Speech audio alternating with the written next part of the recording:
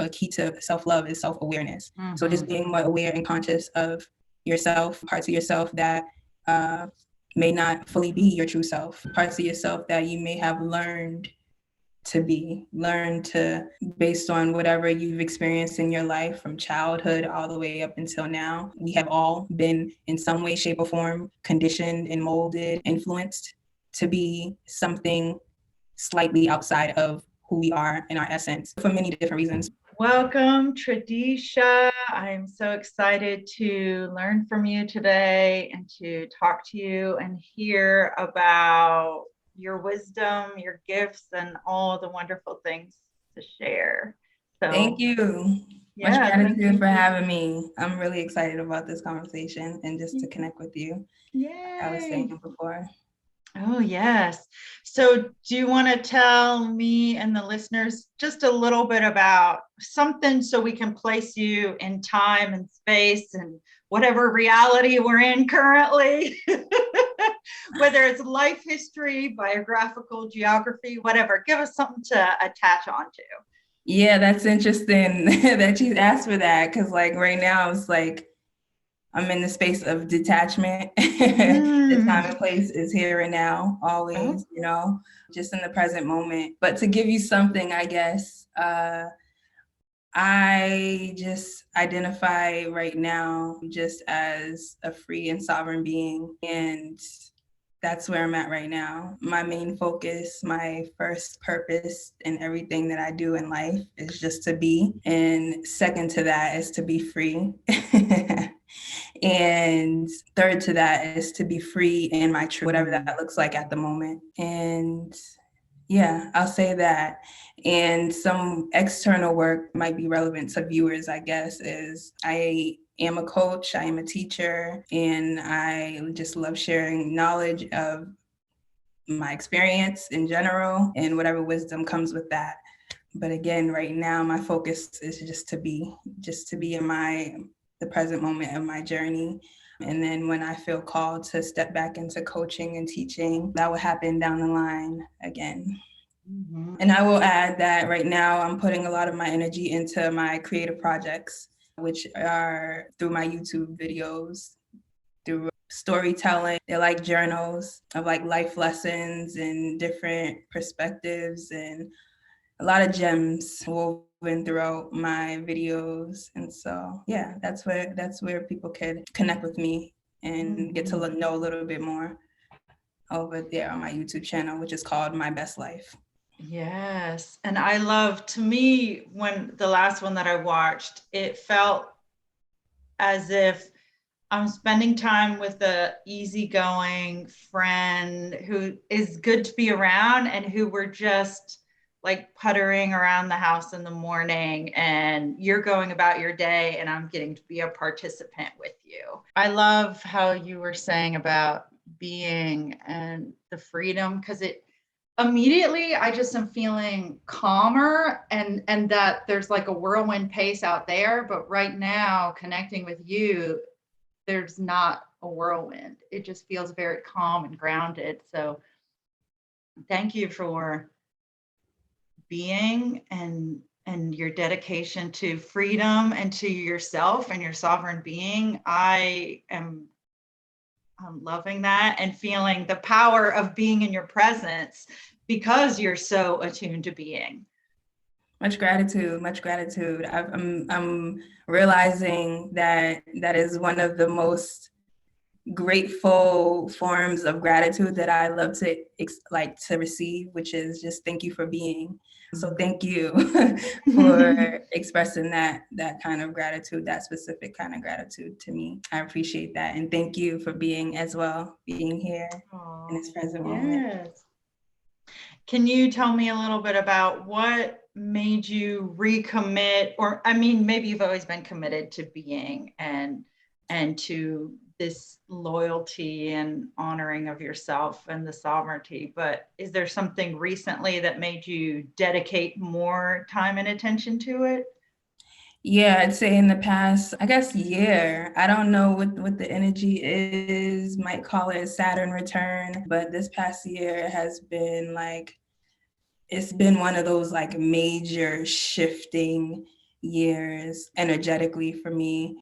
And, after years of doing a lot of self-growth, personal growth and development and all that mindset work and a lot of just self-improvement work and coaching, and I'm getting I get closer and closer. I'm trying to find the words. It's like I peel back more and more layers and get closer and closer to the real truth of who I am in the core and what my purpose is, why I exist right here and now. And I've always known this throughout my journey, but it's just becoming more and more clear now is, once again, is like the foundation, the very foundation of my purpose, of my existence is to exist, period. You know what I'm saying? To be. And so I'm stepping into that. I'm honoring that. I'm learning to embody that and be okay and really love actually and cherish, because it truly is a gift to exist. Like to exist in this world, to be, and just really, really cherishing that. I love that. It is so, for me, it's a feeling I'm feeling in my body as you're saying that, of reminding me how all these moments are precious and how lucky I am to have a cup of coffee to drink or be able to sit here with you and clothes that I'm wearing and sunshine on my face. And it also makes me think of that movie Soul. I don't know if you saw it. I forget if it's Disney or Pixar. Yeah, I saw bits. I remember checking it out. I think maybe I didn't watch the whole thing or something. I forget. But I feel like that movie shares that message too, of the just little moments of life that make our experience of being wonderful. Or maybe it's all wonderful, but some moments we tune in more and we have this awareness and we notice the light on the trees or the smell of something in the air. Are there things during the day that either help remind you to be, or that you do as like a practice to get yourself refocused on, okay, now I'm just being grateful that I exist and I'm just being? Yeah, I tend to have a lot of those moments in nature. Yeah, every time I go out in nature, which is all the time, that is my home. That is my home and really where I belong. But yes, being in nature is grounding, and that's one of the perfect environments for you to just be. You know what I'm saying? Just to connect with this earth, this world that we live on. And, something about just being in that energy just does something for just my spirit, my energy definitely grounds you. And just when you're grounded in that way, you have you can't help but to have a perspective of just like being, like just existing. The trees remind you of that, because that's all they're doing. They're just being, you know what I'm saying? The grass reminds you of that. The birds remind you of that. They're being. And the fact that I get to witness and enjoy the beautiful songs that the birds sing in that moment, I'm like, wow, this is a gift. Like, this is so beautiful and precious. I'm grateful, much gratitude that I get to hear this, that I get to experience this. Thank you for being, and much gratitude for me for being and being able to experience this present moment right now, listening to the waves. I love the ocean. Yeah, just being in that environment and seeing how all these things around me, all these beautiful beings, because that's what they are as well, watching them be reminds me to be. And I'm inspired by their just being. And I'm grateful that we get to be together, and I get to witness and experience the beauty and the divinity of their being and my being. You know what I'm saying? So we should count how many times I say being throughout this. If people are drinking, they can make it a drinking game. Right. It's so good. It's so good. Well, and I'm reminded I have this program, Nourish with Nature, and it's helping people to do some of that, of getting out and sitting and being and noticing. I'm looking this way because right out there's a window, noticing the divinity of those beings and helping reconnect us. Because I feel the same way. Our energy starts to have this calming, grounding effect. And I find it very easy, as it sounds like you do too, to also feel more positive and expanded or happy or just joyful to be alive because of all the birds hopping around or ants going about their thing, mushrooms popping out of the ground. And I mean, the waves too are so amazing to just watch, and them coming in and going out again. So thank you for sharing that. And thank you for asking that. By you asking that, it just took me there. And so I get to experience the beautiful feeling just by, taking myself there mentally. Yes. Do you find that when you have spent more and more time being and focusing on honoring yourself and being loyal and true to yourself, does it make future moments where you have to, let's say, make a decision where it feels like there's a tension between what other people want or what you want? Or how has it made it easier to be loyal to yourself? That's the word I'm using, but we could say authentic or true or whatever, or sovereign in challenging moments.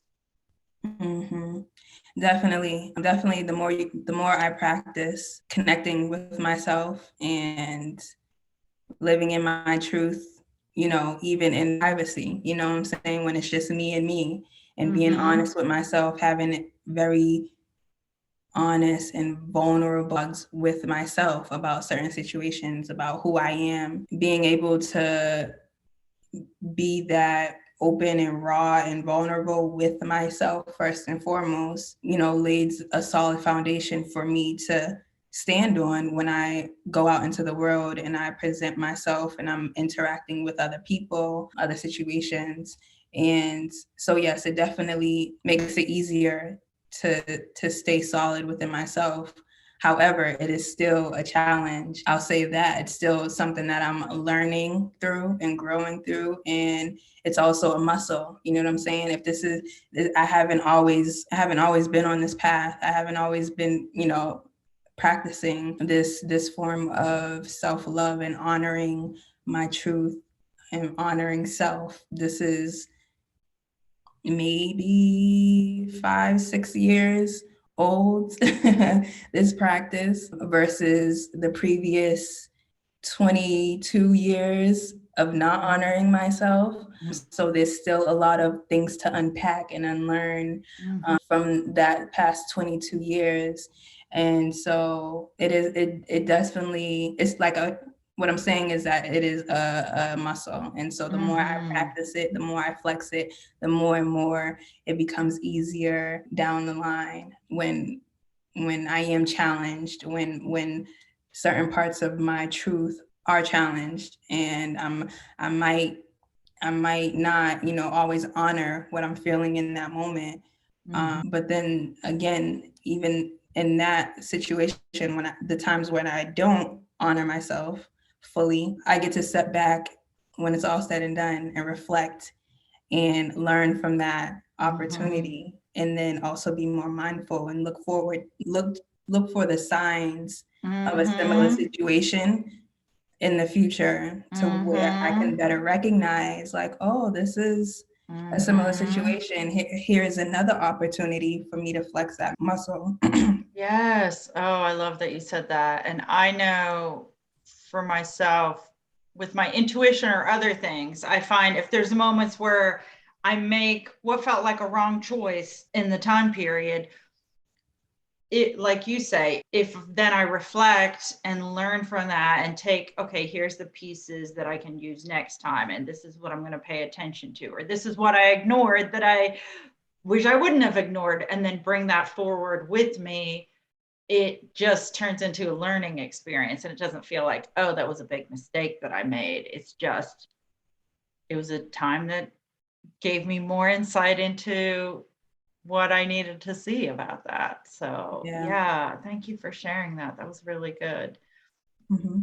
Is there, I'm curious about either what made you commit to self-love, or you don't have to go into all the nitty gritty, and it might not even be what made you do it, but maybe even when you first started thinking, okay, I want to do more of this, or I want to get to know myself more and practice self-love. Tell me a little bit about what it first looked like a couple years back, or some of the practices that you did, or ways that challenges that came up as you were entering on this path.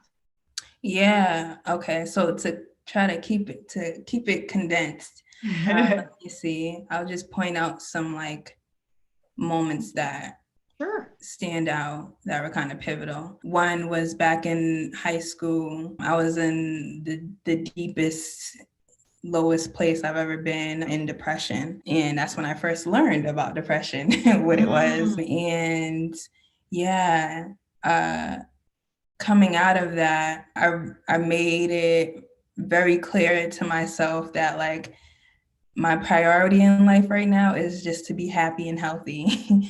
Like I remember when I was coming out of that whole, I would repeat those words to myself, like, I just want to be happy and healthy. I just want to be happy and healthy. I just want to be happy and healthy. So once that became like the focal point for me, I started realizing any and everything that would get in the way of that.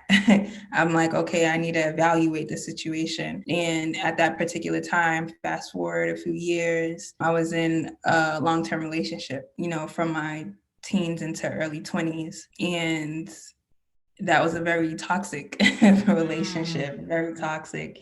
And so I started really really evaluating my position in this relationship, you know what I'm saying? And really battling back and forth, like, yeah, I still wanted to be in this relationship, but also I want to be happy and healthy. And I'm realizing they are definitely conflicting. And so fast forward to the ending of that relationship, I found myself kind of going downhill again. And I remember telling myself, like, a few years prior, like, you're never going to end up here again. I'm like, we're never going to end up here this low again. So to prevent that, I started really doing a lot of introspecting and really evaluating myself, like, wow, like, how did I get here? First and foremost, like, how did I get in such a fucked up place? Yeah. And so I'm like, at the time, I didn't have really a relationship with my spirit at that time, but it was almost like a dialogue between me and my spirit, because I was truly sitting down and asking myself, how did I end up here? Like, how did I get in a situation where, like, I'm with someone who we both didn't treat each other the way we were supposed to treat each other. But how did I get into such a crazy place? And my spirit said, because you don't truly love yourself. And I said, wow. I said, well, how do I love myself? Or why don't I really love myself? Because I never even thought about that. Like, self-love wasn't a thing that I had thought about up until that point. And spirit said, because you don't really know yourself. And I was like, oh, wow, okay. So then that went down the rabbit hole of figuring out, like, well, who am I? Who am I really? And not all these external labels and, boxes and titles that we tend to attach ourselves to. But who is Tradesha at her core? Who am I at my core? Outside of my gender. Yes, I'm a woman, but who am I outside of being a woman? Who am I outside of being Black? Who am I Mm-hmm. outside of being a daughter? Who am Mm-hmm. I outside of my occupation at the time? Who am I outside of a student that's, studying to be a math professor? Who am I outside of all of these external labels? Who am I outside of a sister, a Mm-hmm. friend, a girlfriend? Who am I outside of that? Once I peel back all of these superficial labels, like, who am I?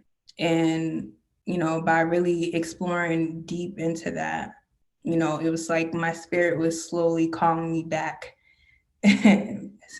calling me back to the truth of who I am, the essence of who I am. And so that's how that's how the journey first began into self-love. To answer your question, Wow. I hope that answered your Oh, question. that's amazing. I was going to be happy with whatever you said, unless you said I won't tell you anything. I think so many things I would love. It was making me reflect on past relationships, even though I haven't had one that I would call toxic. I was thinking about how sometimes when we're young, we give so much, or we're in a relationship and it becomes so much of our identity, and it might not even be that that person is well suited to us. And so then it's like, maybe even without meaning to, the relationship gets worse because it's like two people who don't really fit, but you're trying to make it fit. And sometimes it's because you're young or you've been together for a while, so you keep on trying to make it work and it keeps on getting worse. Yeah. And I love to, it seems like you have so much wisdom and compassion for your former self and this person too, which I love. And the other thought that I was having was about how exciting it is that when you pause to evaluate, okay, how did I get here, or what happens next, like what's going on, why am I in this situation, then your spirit giving you this great message that's like leading you out of the place where you were. So that is really powerful. Yeah, it was very, very powerful. Yes, it was a very beautiful experience, a part of the big catalyst of how I am, how I got here today. So Mm-hmm. eternally grateful for that phase in my journey. Mm-hmm. The other thing I really love that I feel that we have in common, and maybe other people do this too, is your realization when you were at your low point of, okay, I don't want to get this low.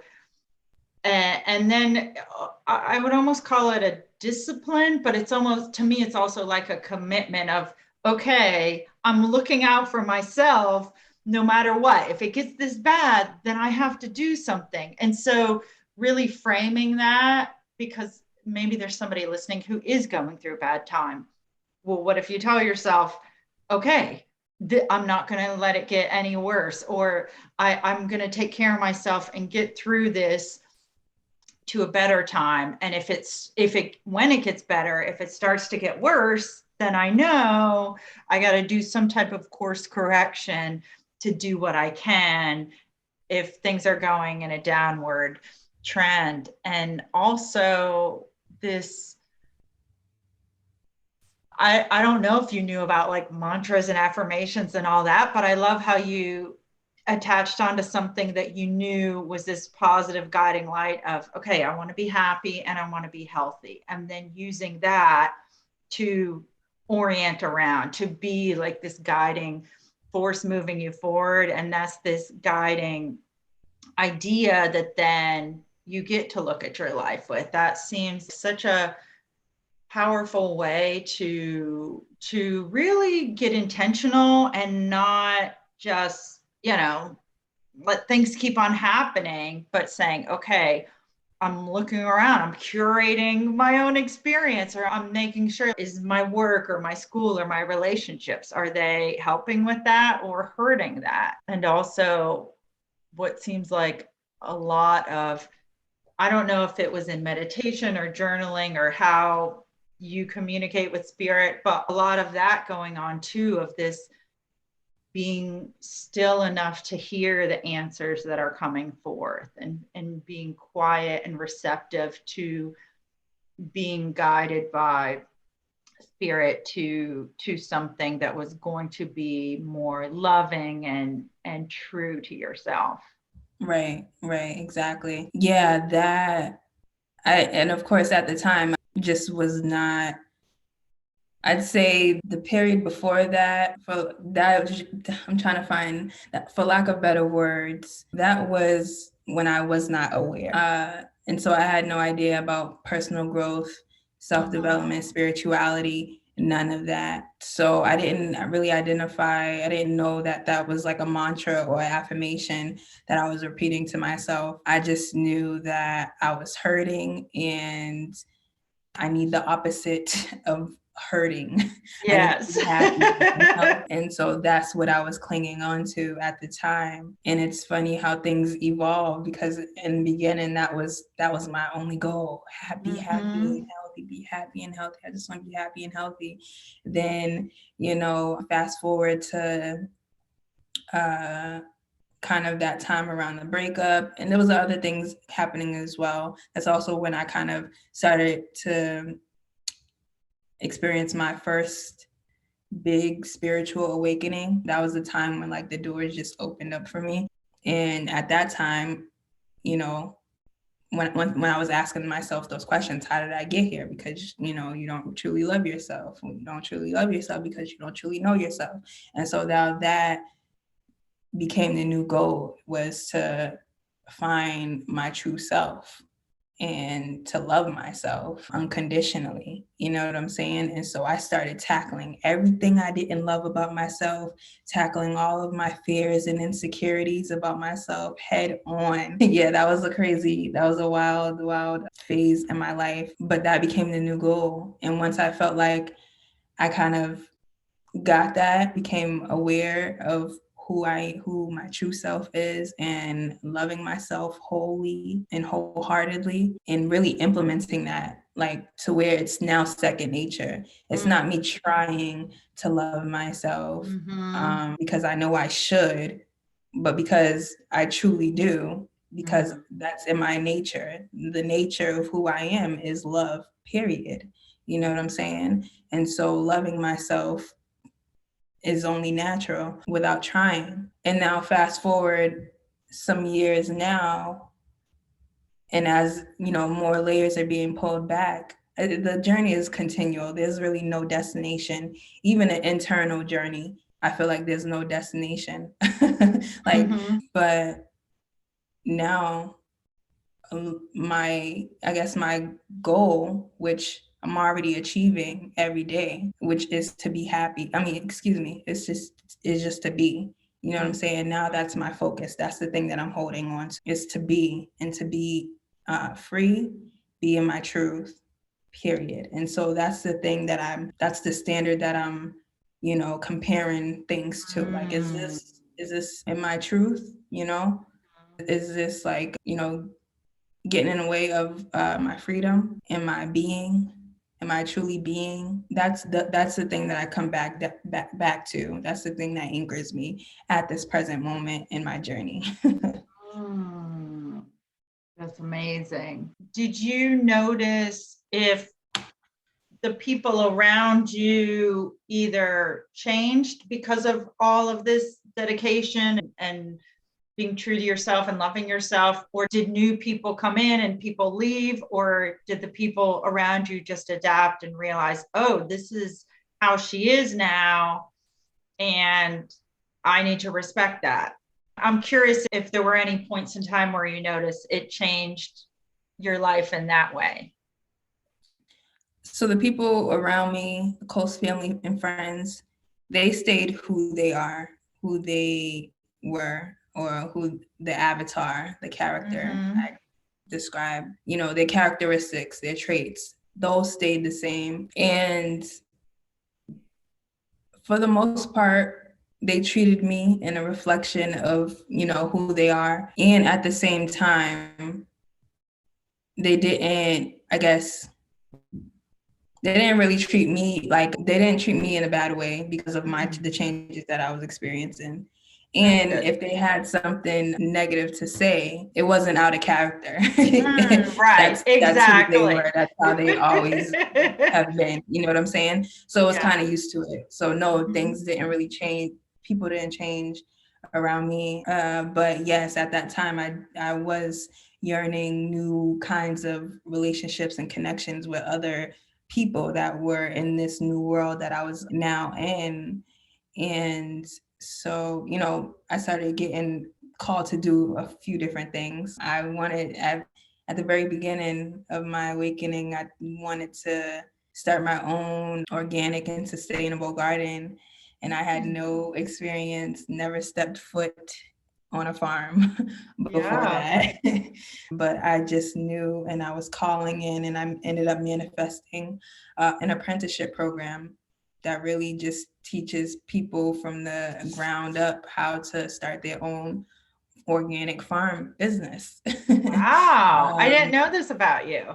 Yeah, and yeah, I don't talk about it much because it was such a short time. But anyway, so by me doing that, I ended up moving out to a ranch Oh, in wow. the middle of like rural Arkansas. It was a whole program. So there were other people that moved there from across the world, and we kind of lived in an intentional community running this ranch. And that was such a beautiful experience. So from there, I ended up, I was able to connect with new kinds of people. Mhm. And there was other situations. So that's just an example of like, as my self-awareness became more activated, as this whole new world started opening up for me. I started moving into a new phase of my journey. Naturally, my interests began to, change and evolve. So as my interests changed, that's how I became more exposed to other kinds of people that were more like-minded on similar journeys and stuff like that. I'm eternally grateful for that. I will shout out one of my sisters. Yeah. She is like my soulmate. She is a soulmate. I know that for a fact. But she has always been who she is, such a divine being. And what's the word?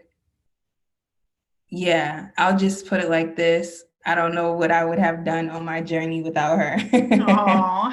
um, so yeah, she played a very beautiful role in my transition, my opening up into this spirituality, this new perspective and way of seeing the world and navigating the world, because she had already been there on her own separate journey.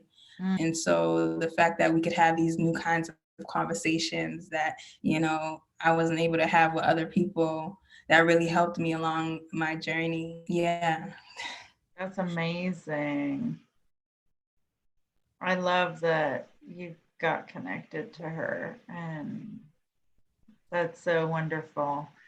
And it just reinforces too of how other people can really help expand and support and be there for us as we're going through these different experiences and self-love. And are there any certain practices or modalities that you love that you haven't shared that you want to pinpoint or highlight that you think could be helpful? I'll say some key things that are key for me, and they may be key for other people listening, your audience, and they may not be. So I'll say first and foremost, tune into your own personal truth, tune into your spirit and what resonates for you. Pick and choose what does and doesn't work for you. Always honor your truth. For me, first and foremost, the very key to everything first is, yes, truth. That is a solid foundation to stand on. That's what you come back to. That's what, I'm saying, that's what you come home to, is truth. That's what I come home. But before you can get to that truth, you need a certain level of awareness. So a key to self-love is self-awareness. So just being more aware and conscious of yourself, parts of yourself that may not fully be your true self, parts of yourself that you may have learned to, based on whatever you've experienced in your life from childhood all the way up until now. We have all been in some way, shape, or form conditioned and molded and influenced to be something slightly outside of who we are in our essence, just based on, for many different reasons. Little pointers I was trying to give to people on their self-love journey. I guess the key, I'll kind of list them in a way. Some keys I would love that. in terms that help me along with my self-love journey are truth, self-awareness, and, being aware enough to, learn parts of myself that are in alignment with truth and that are not in alignment with my truth. And yeah, right now I would say hold on to that. Hold on to whatever your truth is. For me, my perspective that I hold right now is that love is synonymous with truth. For me personally, hold on to your truth. I'll say that. I'm trying to keep it quick. Yeah. Oh, that's so good. I love that. And I feel that's powerful. I could meditate and journal on that. So could anyone listening, and we can get a lot from that. Mm-hmm. Yeah, definitely. Anything else that you think, words to wrap up and leave us? I mean, that was pretty powerful, but is there anything else that you want to say before we sign off? Yeah, I guess I'll be a broken record. Yes, please. Really connect and tune into your spirit if that resonates with you, or just the truth of who you are at your core, outside of all the conditioning that, we all experience living in this world, outside of all the labels that other people may try to put on you or that you have put on yourself. It's okay to be free, to evolve, to grow past who you used to be or who you thought you were. You have the permission to just be free, to expand, to evolve, and to be. You have a permission to just be as well. And so, yes, I'll leave you with that. That was so good. Thank you so much. Thank you. Tradesha's links will be below. You can check out her YouTube channel. As I said, it's a really great experience. To me, that's what it feels like. And maybe your videos will change over time and will have different formats, but I love how it feels that I'm hanging out with you in your videos, that it's a very warm feeling I'm left with. So thank you so much for sharing all your wisdom with us today. Much gratitude.